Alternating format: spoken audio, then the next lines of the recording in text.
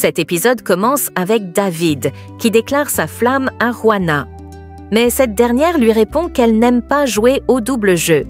Intrigué, il lui demande de quoi elle parle.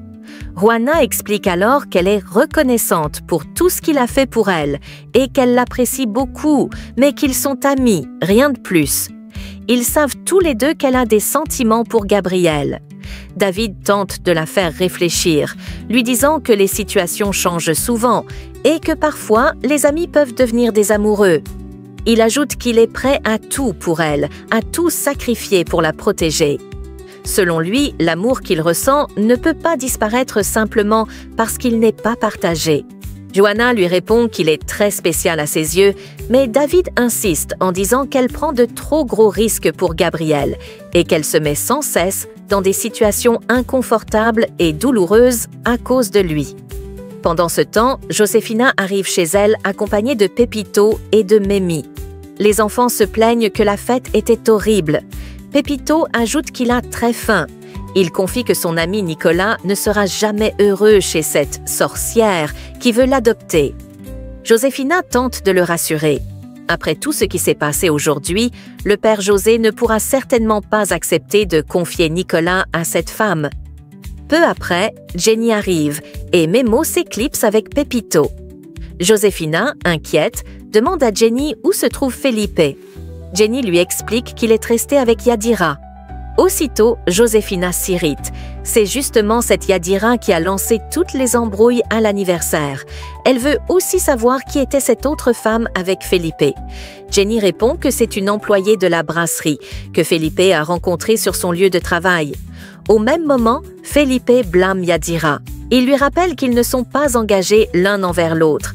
Mais Yadira refuse de comprendre et le suit en hurlant qu'il ne peut pas entretenir une relation avec ce chewing-gum d'Enriqueta.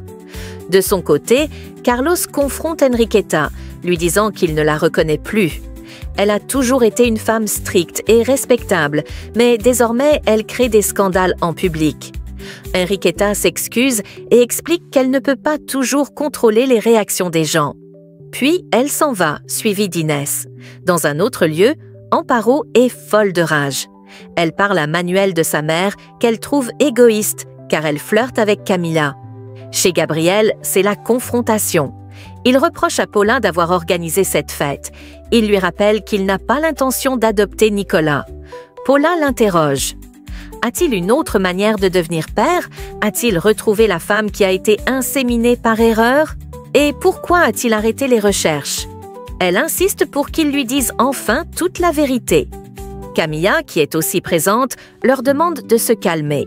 Mais Gabriel annonce que le mariage est terminé.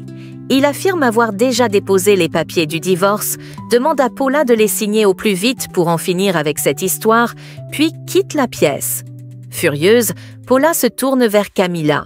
Elle l'accuse d'être responsable de toute cette situation, car c'est elle qui l'a poussée à inviter Juana à la fête. Camilla tente de se défendre. Ce n'est pas sa faute si tout cela est arrivé. Elle rappelle que, de toute façon, Paula et sa mère savaient très bien que ce mariage ne tenait plus depuis longtemps. Paula avoue qu'elle pensait qu'ils allaient enfin pouvoir former une vraie famille avec Nicolas. Mais Gabriel est toujours pris par son obsession de devenir père. Camilla remarque qu'on dirait qu'elle déteste Gabriel. Paula répond qu'elle ne peut pas haïr un homme qui lui offre du prestige et une bonne position économique, mais elle lâche ensuite que tout cela reviendra bientôt à Juana. Puis, furieuse, elle monte s'enfermer dans sa chambre. De son côté, Gabriel discute avec son oncle Carlos. Celui-ci lui conseille de se calmer. Gabriel lui confie que Juana a bouleversé sa vie depuis qu'elle est entrée dedans. Carlos lui demande alors s'il aurait ressenti la même chose si elle n'était pas enceinte de lui. Gabriel répond qu'il a toujours eu des sentiments pour Juana, même avant de découvrir sa grossesse.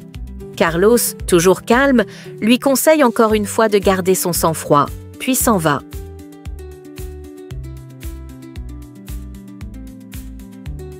Dans un autre lieu, Yadira débarque furieuse au poste de police et demande à voir Salvador. Ce dernier l'accueille dans son bureau et lui demande ce qui ne va pas. Elle lui explique que Felipe se moque d'elle, tout comme Jenny se joue de Salvador. Elle déclare que tous les membres de la famille Bravo sont pareils. Ils recherchent l'amour facile et ne prennent rien au sérieux. Elle pense qu'ils ne doivent pas les laisser s'en sortir comme ça. Salvador lui promet qu'il va s'occuper de Jenny. Yadira propose alors un plan audacieux, faire semblant de sortir ensemble pour rendre Felipe et Jenny jaloux. Chez lui, David observe Juana qui est endormie. Son téléphone sonne. C'est Gabriel qui appelle pour savoir s'il est avec Juana. David répond calmement qu'elle est bien dans son appartement avec lui et lui demande d'arrêter de l'humilier. Gabriel insiste pour lui parler, mais David lui dit qu'elle dort et qu'il va éteindre son téléphone pour ne pas qu'il la dérange. Puis il raccroche brutalement, ce qui rend Gabriel furieux. Un peu plus tard, Juana se réveille et remercie David de l'avoir aidé à fuir cette fête. Elle lui dit qu'elle s'est sentie en sécurité grâce à lui. Mais elle avoue aussi qu'à la fête, elle a eu l'impression d'être une intruse entre Paula et Gabriel, deux personnes qui ont une longue histoire ensemble. David lui confie que, selon lui, les choses ne vont plus bien depuis longtemps entre Gabriel et Paula. Il pense que Gabriel s'intéresse à elle uniquement parce qu'elle est enceinte, car il est obsédé par le fait d'avoir un enfant.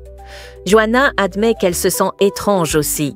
David lui demande alors qui est le crétin qui l'a laissé tomber enceinte, mais Juana répond que sa grossesse n'a pas de père. David est choqué. Il ne comprend pas, alors elle lui explique qu'elle a été inséminée par erreur lors d'un rendez-vous médical chez le gynécologue. Il est bouleversé par cette révélation. Il lui demande si Gabriel est au courant. Juana répond que oui. David change de sujet et lui propose de la raccompagner chez elle. Mais Juana refuse, disant qu'il a déjà fait beaucoup pour elle. Elle le remercie, lui dit au revoir et s'en va. Peu après, Gabriel arrive chez David pour récupérer Juana, mais elle est déjà partie. Gabriel lui demande comment elle allait. David répond qu'elle était très mal, triste et bouleversée, surtout à cause de ce que Paula lui a fait subir. Gabriel devient furieux. David le confronte alors. Est-ce lui le père de l'enfant que porte Juana? Gabriel ne répond pas, mais son silence en dit long. David comprend que c'est vrai. Il lui demande comment il a appris cela. Gabriel dit que Juana lui a dit qu'elle avait été inséminée par erreur. David réagit aussitôt. Il accuse Gabriel d'être égoïste. Il pense qu'il est en train de répéter le même schéma qu'avec Paula lorsqu'il a appris qu'elle ne pouvait pas avoir d'enfant. Il ajoute qu'il défendra toujours Juana, même si cela devait lui coûter leur amitié. Chez Josefina, la famille prend le déjeuner. Tous s'accordent à dire qu'ils n'ont jamais vécu une fête aussi catastrophique. Josefina demande où est Juana. Jenny répond qu'elle dort encore. Josefina dit alors que c'est une bonne chose d'avoir assisté à cette fête, malgré l'humiliation, car cela leur a permis de voir à quel point Juana est en danger. Chez Enriqueta, Inès confie que la fête a été un véritable désastre. Elle évoque le moment où Enriqueta est partie de la table avec Felipe. Enriqueta, un peu gênée, avoue qu'elle se sent très bien avec Felipe. Inès lui sourit et lui dit que c'est ça, l'amour. De son côté, Josefina demande à Felipe qui est cette jeune fille avec qui Yadira s'est prêtée au spectacle. Il répond qu'elle s'appelle Enriqueta et ajoute que c'est une très bonne fille. Chez elle, Paula est en larmes. Sa servante, inquiète, lui demande si elle va bien. Elle lui répond en pleurant qu'elle est sur le point de perdre Gabriel. Sa domestique lui demande alors si cela a un rapport avec ce qui s'est passé avec Luciano, le modèle photo. Puis elle ajoute, sur un ton sincère, que ce n'est sûrement pas en étant infidèle qu'elle va récupérer Gabriel. Mais Paula, furieuse, l'attrape violemment par le col, la menace et promet de la tuer si elle en parle à quelqu'un d'autre. Pendant ce temps, chez Juana, celle-ci explique à sa famille pourquoi elle a quitté la fête sans rien dire. Elle confie qu'elle ne se sentait pas bien. Elle reconnaît qu'ils avaient raison en disant qu'elle ne devrait plus retourner à la brasserie, mais elle ajoute que Gabriel n'est pas une mauvaise personne. Elle affirme ne pas vouloir se mettre entre lui et son épouse, puis déclare qu'elle compte s'éloigner de lui. Après ces mots, elle retourne dans sa chambre, le cœur lourd. De son côté, Paula regarde les papiers du divorce, ainsi que tous les biens que Gabriel lui a laissés. mais au lieu de s'en réjouir, elle froisse les documents, les jette au sol et les déchire. En larmes, elle répète qu'elle ne veut pas divorcer et que ce qu'elle veut, c'est Gabriel à ses côtés. Au même moment, Camila repense à l'agression qu'elle a subie de la part d'Amparo lors de la fête. Son ancien voisin du quartier vient lui rendre visite et elle lui demande, avec émotion, de l'emmener voir sa mère. Dans la rue, Salvador sauve Jenny in extremis, alors qu'elle risquait d'être renversée par une voiture. Bouleversée, elle lui dit que les anges lui envoient toujours quelqu'un pour la protéger. Salvador lui répond, avec tendresse, que c'est sa mission. Elle le remercie chaleureusement. Il tente de l'embrasser, mais elle se recule brusquement, affirmant que dans leur famille, il existe une malédiction en amour. Il l'aide à se relever, la supplie de faire attention la prochaine fois. Jenny lui répond que, pour leur bien, il vaut mieux garder leur distance, puis elle retourne chez elle, laissant Salvador désemparé. Au garage de Felipe, son ami Chemis lui demande comment s'est passée la fête. Il répond que c'était une véritable catastrophe et lui raconte le scandale entre Yadira et Enriqueta. Pour tenter de le détendre, son ami lui tend une bière. De son côté, Reni accompagne Camila chez sa mère.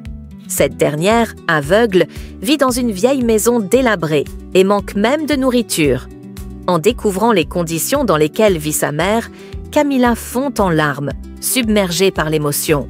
Chez lui, Gabriel découvre les papiers du divorce que Paula a déchirés et jetés partout. Paula lui dit alors, de façon catégorique, qu'elle ne permettra pas ce divorce.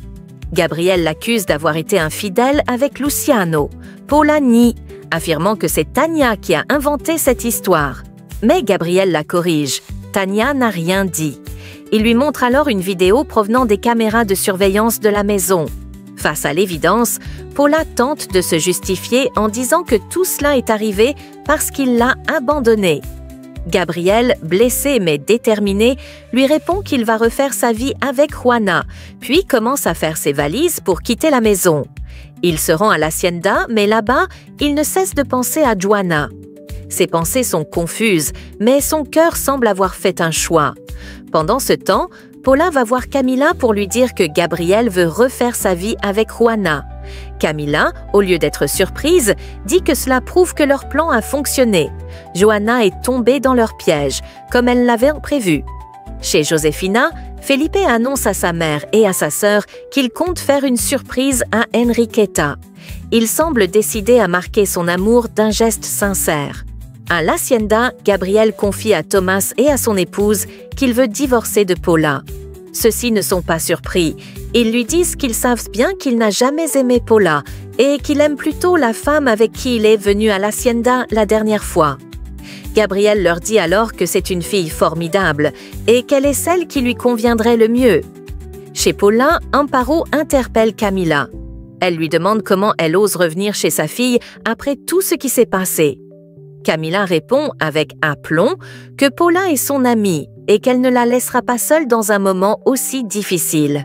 De son côté, Felipe se rend à la brasserie avec Juana. Il semble prêt à passer à l'action. Pendant ce temps, Enriqueta pense au baiser échangé avec Felipe dans l'ascenseur et aussi à celui sous la table lors de la fête organisée chez Gabriel.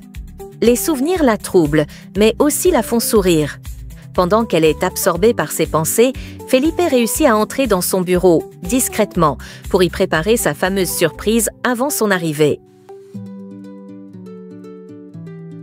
Chez Paula, cette dernière dit à son père que tout son monde est en train de s'effondrer à cause de Johanna. Elle est visiblement à bout. Amparo conduit Rogelio dans une pièce à part et lui annonce que Gabriel a quitté la maison et qu'il veut refaire sa vie avec Juana. Pendant ce temps, Paula, rongée par la colère, va chercher une arme dans le coffre. Son regard est sombre, ses gestes fébriles.